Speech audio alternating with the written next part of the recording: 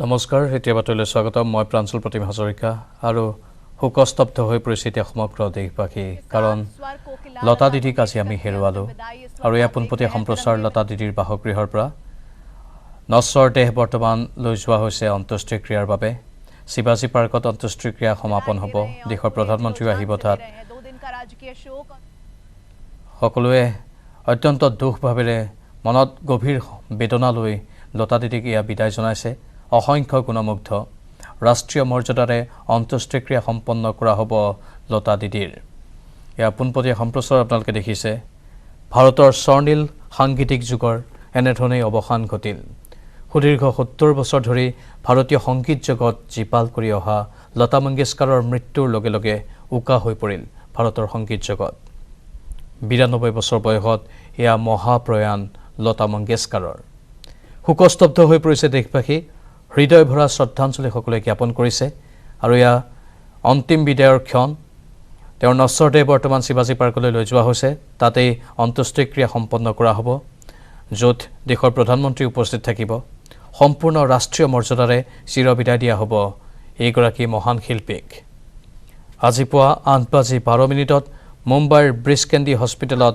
নিয়তিৰ শীতল কোলাত লতা মংগেশকাৰ ঢলি পৰাৰ লগে লগেই অৱসান ঘটিল ভাৰতৰ সংগীত জগতৰ এই স্বৰ্ণীল অধ্যায়ৰ বিগত প্ৰায় ৭ দশক মননশীল গীত আৰু অদ্বিতীয় কণ্ঠৰে দেশবাসীক ধন্য কৰি অহা লতা মংগেশকাৰৰ মৃত্যুত এতিয়া শোকস্তব্ধ হৈ পৰিছে সমগ্ৰ দেশ এক সংস্কৃতিবান পৰিয়ালত ১৯২৯ চনত জন্ম লাভ কৰা লতা মংগেশকাৰে সংগীতৰ আধিপাত লৈছিল পিতৃ দীননাথ মংগেশকাৰৰ পৰা আৰু সৰু কালৰে পৰাই লতা মংগেশকাৰে নিজৰ প্ৰতিভাৰ পৰিচয় দাঙি ধৰিছিল আৰু ভাৰতবাসীৰ মাজত বিখ্যাত হৈ পৰিছিল সেইগৰাকী মহান শিল্পীক ইয়া চিৰবিদায়ৰ মুহূৰ্তৰ দৃশ্য পোনপটীয়া সম্প্ৰচাৰত আপোনালোকে বৰ্তমান প্ৰত্যক্ষ কৰি আছে আজি পুৱা তেওঁৰ মৃত্যু হোৱাৰ লগে লগেই অগণন গুণমুগ্ধ ঢপলিয়াই আহিল চিকিৎসালয়লৈ তাৰ পাছত তেওঁৰ বাসগৃহলৈ চিকিৎসালয়ৰ পৰা ১২:৩০ বজাত তেওঁৰ নশ্বৰ দেহটো বাসগৃহলৈ অনা হ'ল আৰু এতিয়াও দেখিছে অসংখ্য গুণমুগ্ধৰ ভিৰ কোনোৱে যেন এই কথা বিশ্বাস কৰিব পৰা নাই কিন্তু এয়াই হ'ল নিয়তিৰ নিষ্ঠুৰ পৰিহাস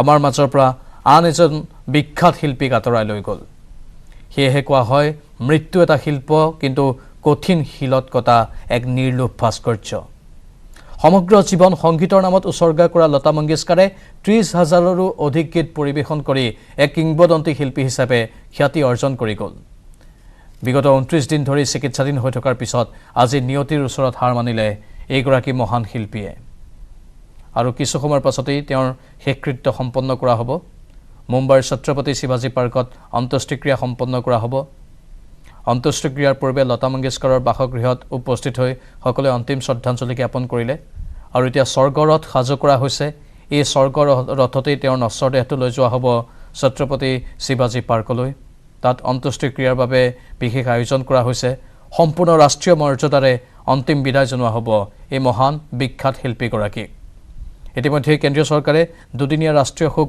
ঘোষণা কৰিছে আজি আৰু কাইলৈ এই দুদিন ৰাষ্ট্ৰীয় শোক হিচাপে পালন কৰা হ'ব লতা মংগেশকাৰক শেষ শ্ৰদ্ধা জনাবলৈ বহু লোকে ভিৰ কৰিছে আমি দেখুৱাইছোঁ সেই দৃশ্যসমূহ বিশেষ আৰক্ষী বাহিনী তাত মোতায়েন কৰিবলগীয়া হৈছে এই ভিৰৰ মাজত অসংখ্য গুণমুগ্ধ কান্দি আছে কান্দি কাটি হাবাথুৰি খাইছে নিজৰ প্ৰিয় শিল্পীগৰাকীক হেৰুৱাই সংগীত ক্ষেত্ৰলৈ আগবঢ়োৱা অৱদানৰ বাবে ২০০১ চনত এইগৰাকী মহান শিল্পীক ভাৰত ৰত্ন সন্মান আগবঢ়োৱা হৈছিল ইয়াৰ উপৰিও কেইবাবাৰো ফিল্মফেয়াৰ বঁটা অৰ্জন কৰাৰ লগতে নেপথ্য কণ্ঠৰ বাবে ৩বাৰৰ শ্ৰেষ্ঠ ৰাষ্ট্ৰীয় বঁটাও তেওঁ লাভ কৰিছে অত্যন্ত সহজ সৰল জীৱন অতিবাহিত কৰি বিৰল ব্যতিক্ৰমী শিল্পী হিচাপে নিজকে প্ৰতিষ্ঠা কৰি গ'ল লতা মংগেশকাৰে কোনো ধৰণৰ অহংকাৰ গপ ভেম তেওঁৰ নাছিল প্ৰতিটো ক্ষেত্ৰতে সাধাৰণ লোকৰ দৰে তেওঁ জীৱন নিৰ্বাহ কৰিছিল আনকি যদি তেওঁ নতুন গান এটা পায় সেই গানটোত কণ্ঠ নিগৰাৰ আগত তেওঁ সেইখিনি সময় নিজৰ সম্পূৰ্ণ সমৰ্পিত মনোভাৱেৰে কাম কৰা দেখিবলৈ পোৱা গৈছিল তেওঁৰ ব্যক্তিত্ব এনেকুৱা আছিল যে তেওঁ নতুন কাম পালে সেই কামটোকেই তেওঁ জীৱনৰ প্ৰথম কাম হিচাপে যেন গণ্য কৰে তেনে তেওঁৰ ব্যক্তিত্ব দেখিবলৈ পোৱা গৈছিল ইয়াৰ প্ৰায় প্ৰমাণ হয় তেওঁ নিজৰ কামক কিমান গুৰুত্ব দিছিল ইমান এগৰাকী মহান শিল্পী হৈ ইমান এগৰাকী জনপ্ৰিয় শিল্পী হৈ সকলোৰে মৰমৰ শিল্পী হৈও তেওঁ প্ৰতিটো কামকে অত্যন্ত সন্মান দিছিল যাৰ বাবে তেওঁৰ প্ৰতিটো কামেই শ্ৰেষ্ঠৰ পৰা শ্ৰেষ্ঠত্ব প্ৰতিপন্ন হৈছিল তেওঁৰ প্ৰতিটো গীতেই কালজয়ী হিচাপে ৰৈ গ'ল, যুগজয়ী হিচাপে ৰৈ গ'ল। আৰু এই মহান শিল্পীগৰাকীক বিদায় জনোৱাৰ মুহূৰ্তৰ দৃশ্য আপোনালোকে বৰ্তমান টিভিৰ পৰ্দাত প্ৰত্যক্ষ কৰি আছে। বিশাল আৰক্ষী বাহিনী মোতায়েন কৰিবলগীয়া হৈছে, কাৰণ গুণমুগ্ধৰ সংখ্যা বৃদ্ধি পাই গৈ আছে। ছত্ৰপতি শিৱাজী পাৰ্কতো সকলো নিৰাপত্তামূলক ব্যৱস্থা গ্ৰহণ কৰা হৈছে। আৰু যি পথেদি তেওঁৰ নশ্বৰ দেহটো লৈ যোৱা হ'ব, সেই পথছোৱা সম্পূৰ্ণৰূপে পথৰ দুয়োকাষে হাজাৰ হাজাৰ লোকৰ সমাগম হৈছে। সকলোৱে পুষ্পাঞ্জলি অৰ্পণ কৰিছে আৰু এই চিৰ বিদায়ৰ ক্ষণত সকলোৰে চকুলো নিগৰি আহিছে। কেইবাটাও কালজয়ী গীতৰ ভিতৰত লতা মংগেশকাৰৰ এক অন্যতম গীত হ'ল, আমি সকলোৱে জানো, এ মেৰে বতন কে লোগো। ভাৰত চীন যুঁজত শ্বহীদ হোৱা ভাৰতীয় সেনা জোৱানলৈ শ্ৰদ্ধাঞ্জলি জনাই 1963 চনত গণৰাজ্য দিৱসত এই বিখ্যাত গীতটো পৰিৱেশন কৰিছিল লতা মংগেশকাৰে। সেই সময়ত উপস্থিত আছিল তদানীন্তন ৰাষ্ট্ৰপতি সৰ্বপল্লী ৰাধাকৃষ্ণন আৰু প্ৰধানমন্ত্ৰী জৱাহৰলাল নেহৰু। তেওঁ যে অকল হিন্দী, মাৰাঠী এইসমূহ ভাষাতেই গীত পৰিৱেশন কৰিছিল তেনে নহয়, তেওঁ 30টাতকৈ অধিক ভাষাত গীত পৰিৱেশন কৰি নিজৰ সম্পূৰ্ণ উজাৰি দিছিল। আৰু সেই গীতসমূহ আজিও কালজয়ী। জোনাকৰে ৰাতি এই গীতটো অসমীয়া সংগীত জগতৰ বাবে এক অন্যতম অৱদান লতা মংগেশকাৰৰ। ভাৰতৰ প্ৰতিটো ভাষাতেই অজস্ৰ গীত পৰিৱেশন কৰি দেশবাসীৰ হিয়াৰ আমঠু হৈ পৰিছিল লতাজী। আমি কৈছোঁ আপোনালোকক যে সহজ সৰল জীৱন অতিবাহিত কৰি বিৰল ব্যতিক্ৰম শিল্পী হিচাপে নিজকে প্ৰতিষ্ঠা কৰি গ'ল লতা মংগেশকাৰে। আৰু যান বাহনৰ ভিৰ আপোনালোকে দেখিছে। যি পথেদি লতা মংগেশকাৰৰ নশ্বৰ দেহ লৈ যোৱা হ'ব, সেই পথত যিহেতু গুণমুগ্ধৰ সংখ্যা বৃদ্ধি পাইছে, অসংখ্য অনুৰাগী আহিছে আৰু সেয়েহে বৃহৎ যান জঁটৰো সৃষ্টি হৈছে তাত। আৰু স্বৰ্গৰথখন আমি দেখুৱাইছোঁ, সম্পূৰ্ণ ফুলেৰে সজাই তোলা হৈছে এই স্বৰ্গৰথখন। মহান শিল্পীগৰাকীৰ বিদায় ক্ষণত তেওঁক সম্পূৰ্ণ সন্মান দিয়া হৈছে, ৰাষ্ট্ৰীয় মৰ্যাদা দিয়া হৈছে আৰু ৰাষ্ট্ৰীয় মৰ্যাদাৰেই তেওঁৰ অন্ত্যেষ্টিক্ৰিয়া সম্পন্ন কৰা হ'ব। মৃত্যুৰ সময়ত লতাজীৰ বয়স আছিল 92 বছৰ। কিন্তু এই সুদীৰ্ঘ বছৰ তেওঁ মানুহৰ বাবে জীয়ালে, সংগীতৰ বাবে জীয়ালে আৰু যুৱ প্ৰজন্মক বাট দেখুৱাই গ'ল। সংগীতৰ ক্ষেত্ৰত নিজৰ সম্পূৰ্ণ কেনেধৰণে দিব লাগে সেইখিনি তেওঁ দেখুৱাই থৈ গ'ল। তেওঁৰ ব্যক্তিত্বৰ বাবে হয়তো তেওঁৰ এই সময়ছোৱাটো বিশেষকৈ নতুন প্ৰজন্মও তেওঁৰ প্ৰতি ধাৱমান হৈছিল, তেওঁৰ অনুৰাগী হৈ পৰিছিল, তেওঁৰ গীতত মন্ত্ৰমুগ্ধ হৈ পৰিছিল। কাৰণ চিৰসেউজ এইবোৰ গীত, কালজয়ী এইবোৰ গীত, সদায় এইসমূহ গীত অমৰ হৈ থাকিব। লতাজীয়ে যিসমূহ গীত গাই গ'ল, তেওঁ গীত বা কণ্ঠ নিগৰোৱাৰ আগত প্ৰতিটো গীত অতি সূক্ষ্মভাৱে চাইছিল, সেই গীতৰ কথা চাইছিল, সেই গীতৰ সুৰ চাইছিল, তাৰ পাছতহে একোটা গীত তেওঁ নিৰ্বাচন কৰিছিল। আৰু সেয়েহে হয়তো লতাজীৰ সকলো গীতেই অত্যন্ত জনপ্ৰিয় হৈ পৰিছিল, কালজয়ী হৈ আছে এতিয়াও। সহজ সৰল জীৱন অতিবাহিত কৰি বিৰল ব্যতিক্ৰমী শিল্পী হিচাপে তেওঁ নিজৰ পৰিচয় দাঙি গ'ল। আজি দুপৰীয়া 12 বজাত হস্পিটেলৰ পৰা লতাজীৰ নশ্বৰ দেহটো যেতিয়া তেওঁৰ বাসগৃহলৈ লৈ যোৱা হৈছিল, তেতিয়া তেওঁৰ নশ্বৰ দেহৰ গাড়ীখনৰ সৈতে অসংখ্য লোকে লতাজীৰ বাসগৃহত গৈ উপস্থিত হৈছিল। আৰু বৰ্তমানেও আপোনালোকে দেখি আছে, ছত্ৰপতি শিৱাজী পাৰ্কলৈ তেওঁৰ নশ্বৰ দেহটো অন্ত্যেষ্টিক্ৰিয়াৰ বাবে লৈ যোৱাৰ পৰত বৃহৎ সংখ্যক লোকৰ তাত সমাৱেশ হৈছে। ৰাস্তাৰ দুয়োকাষে হাজাৰ হাজাৰ লোক, বৃহৎ যান জঁটৰ সৃষ্টি হৈছে আৰু বহু লোকে নিজৰ ঘৰৰ ছাদৰ পৰা বা অট্টালিকাৰ পৰা বা ফ্লেটৰ পৰা এই অন্ত্যেষ্টিক্ৰিয়াৰ বাবে যোৱা তেওঁৰ অন্তিম যাত্ৰাৰ এই দৃশ্যসমূহ চাই আছে। কোনোবাই বিল্ডিঙৰ পৰাই পুষ্পাঞ্জলি অৰ্পণ কৰিছে, কোনোবাই গৈ নশ্বৰ দেহত ভৰি চুই পুষ্পাঞ্জলি অৰ্পণ কৰি সেৱা জনাইছে।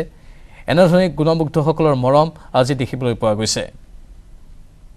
ভাৰতৰ নাইটিংগেল হিচাপে খ্যাত লতা মংগেশকাৰ আছিল ভাৰতৰ সংগীতৰ কণ্ঠ। লতা মংগেশকাৰ বুলি ক'লেই ভাৰতৰ সংগীতক বুজোৱা হৈছিল। ভাৰতৰ সংগীতক প্ৰতিনিধিত্ব কৰা লতা মংগেশকাৰৰ মৃত্যুত আজি বিশ্বৰ বিভিন্ন প্ৰান্তৰ পৰা শোক বাৰ্তাসমূহ আহি আছে। আৰু এয়া আমি দেখুৱাইছোঁ বৃহৎ সংখ্যক লোকৰ সমাৱেশ। এয়া অন্তিম যাত্ৰাৰ দৃশ্য আপোনালোকক দেখুৱাইছোঁ। অন্তিম যাত্ৰাত স্বৰ্গৰথ আগবাঢ়ি আছে লতা মংগেশকাৰৰ এখন বৃহৎ ফটো লৈ, আৰু তেওঁৰ অসংখ্য গুণমুগ্ধৰ উপস্থিতিত তেওঁৰ নশ্বৰ দেহটো এই স্বৰ্গৰথখনতে ৰখা হৈছে। আৰু বৰ্তমান ছত্ৰপতি শিৱাজী পাৰ্কলৈ তেওঁৰ নশ্বৰ দেহটো লৈ যোৱা হৈছে। আৰু এই সময়খিনিত সকলোৰে মনত এটাই কথা আহিছে যে লতা মংগেশকাৰবিহীন ভাৰতীয় সংগীত জগতৰ কথা জানো ভাবিব পাৰে? লতা মংগেশকাৰ যে আমাৰ মাজত এনেধৰণে হঠাৎ নোহোৱা হৈ যাব সেয়া জানো কোনোবাই কল্পনা কৰিছিল? কোনেও কৰা নাছিল। কিন্তু এয়াই হৈছে নিয়তিৰ নিষ্ঠুৰ পৰিহাস। লতা মংগেশকাৰৰ মহাপ্ৰস্থানত দেশৰ সাংস্কৃতিক জগতৰ যি ক্ষতি হ'ল সেয়া অদূৰ ভৱিষ্যতে পূৰণ কৰা সহজ নহ'ব। দেশবাসীৰ মাজত শাৰীৰিকভাৱে এগৰাকী মহান শিল্পী নাথাকিলেও তেওঁৰ সৃষ্টি আৰু কণ্ঠ চিৰদিন চিৰকাল প্ৰবাহিত হৈ থাকিব প্ৰতিজন ভাৰতীয়ৰ শিৰাই শিৰাই। আৰু এয়া আপোনালোকে দেখি আছে ৰাজনৈতিক নেতাৰ পৰা আদি কৰি সাংস্কৃতিক কৰ্মী, সমাজকৰ্মী, খেল জগতৰ ব্যক্তি, প্ৰতিটো ক্ষেত্ৰৰ ব্যক্তিয়ে ভিৰ কৰিছে লতা মংগেশকাৰক অন্তিম শ্ৰদ্ধাঞ্জলি জ্ঞাপন কৰিবলৈ। কোনোবাই যদি তেওঁৰ বাসগৃহত যাব পৰা নাই বা চিকিৎসালয়ত যাব পৰা নাছিল, তেওঁলোকে পথৰ কাষতে ৰৈ পথৰ কাষৰ পৰাই পুষ্পাঞ্জলি অৰ্পণ কৰিছে। এয়া মুম্বাইৰ ৰাজপথত যান-জঁট, লতাজীৰ এয়া অন্তিম যাত্ৰাৰ দৃশ্য। নিজে এগৰাকী ইতিহাস প্ৰণেতা হিচাপে থাকি গ'ল। তেওঁ ইতিহাস সৃষ্টি কৰি গ'ল ভাৰতত। তেওঁৰ সেই গীতসমূহ ইতিহাসৰ পাতত সদায় সোণালী আখৰেৰে লিখা থাকিব। এই স্বৰ্ণীল সাংগীতিক যুগৰ যেটো আজি অৱসান ঘটিছে, কিন্তু শাৰীৰিকভাৱে এগৰাকী মহান শিল্পী আমাৰ মাজত নাথাকিলেও তেওঁৰ সৃষ্টি আৰু কণ্ঠ চিৰদিন চিৰকাল প্ৰবাহিত হৈ থাকিব।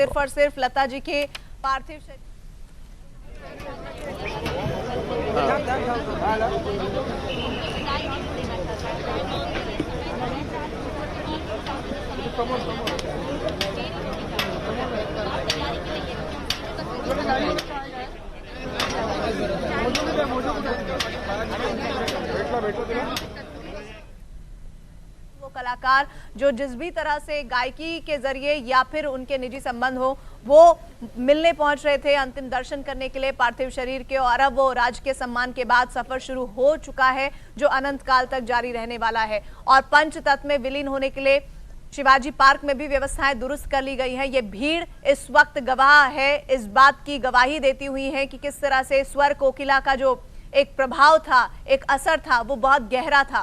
भले ही हाल फिलहाल के वर्षों में उन्होंने बहुत काम नहीं किया, लेकिन उन्होंने जो 8 दशकों के भीतर कार्य किया, उसका आजीवन जो भी लोग लता जी को सुनते आए हैं उसका असर रहेगा। और सिने जगत में, खास तौर पर पार्श्व गायन में, प्लेबैक सिंगिंग में उनके योगदान को कभी नहीं भुलाया जा सकेगा। सच बात तो ये है कि उनके जरिए ऐसी बहुत सारी पीढ़ियां सामने से गुजर गईं जिनको देखते हुए, लता जी को देखते हुए, जिन्होंने गाना सीखा, गाने की कखहरा क्या होती है वो जाना, और अब देखिए आलम यह है कि वो स्वर कोकिला हम सबको अलविदा कह के जा चुकी हैं। लेकिन तमाम जो उनके प्रेरणा के लिए उनके गाए हुए गाने हैं वो मौजूद हैं, जो हर आम और खास को प्रभावित करते हैं। आज भी अपने आप को किसी ना किसी तरीके से उन गानों से आम आदमी अपने आप को जोड़ लेता है। आशीष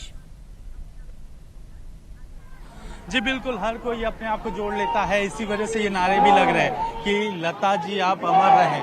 कभी भी ये इस तरह के नारे आमतौर पे आपने किसी पार्टी के जुलूस में या फिर कहीं पे जो है नारेबाजी जो होती है, जब पॉलिटिकल इवेंट होते हैं, लेकिन ये वो भीड़ है जो बिना बुलाए आई है केवल लता जी के प्यार की वजह से।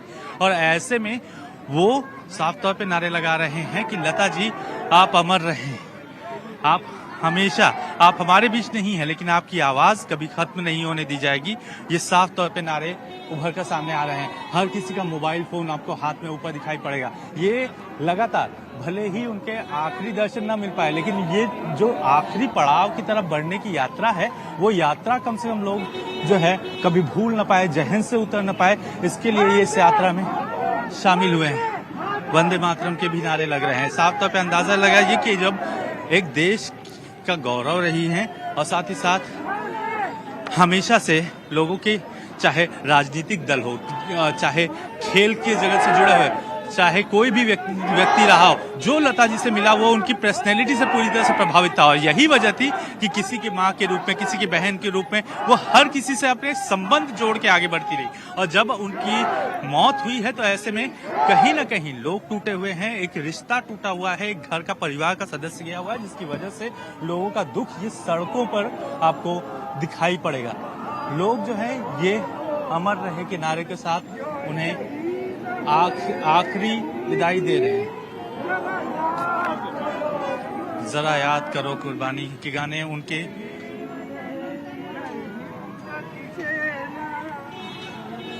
अब सुन सकते हैं कि उनके कई गाने जो है वो रिपीट किए जा रहे हैं। ये वो चाहने वाले लोग हैं जो यहाँ पर पहुंचे हुए हैं। केवल